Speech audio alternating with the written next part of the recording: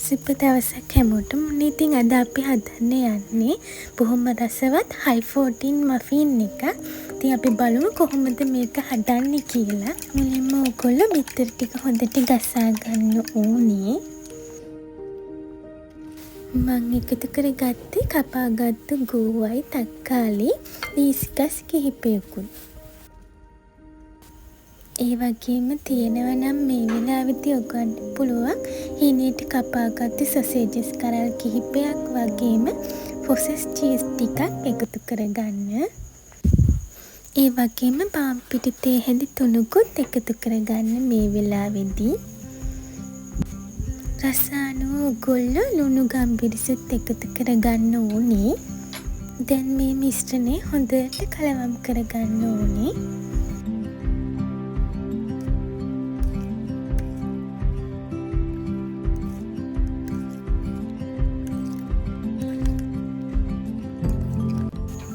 Butter මේස හැන්දකුත් ඔයගොල්ලෝ එකතු කරගන්න මිශ්‍රණයට.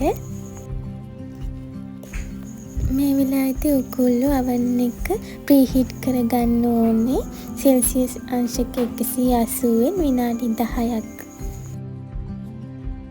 කලින් සකසාගත් කප් කේක් ට්‍රේ එකකට අපි හදාගත්තු මිශ්‍රණය මේ ආකාරයට දාගන්න ඕනේ.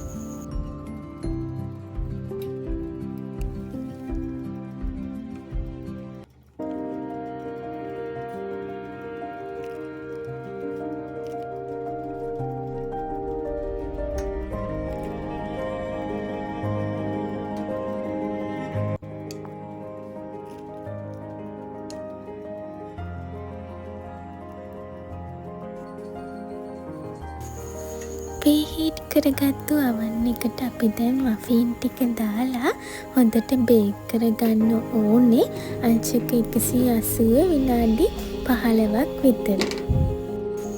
ඔයගොල්ලන්ට පේනවා අපේ මෆින් ටික ලස්සනට රන්වන් පාටට ඇවිත් තිනවා.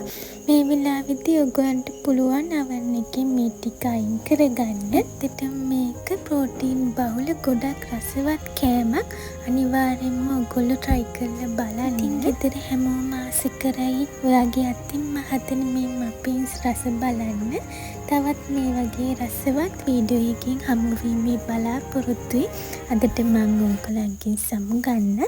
ගිහින් එන්න. take care. bye.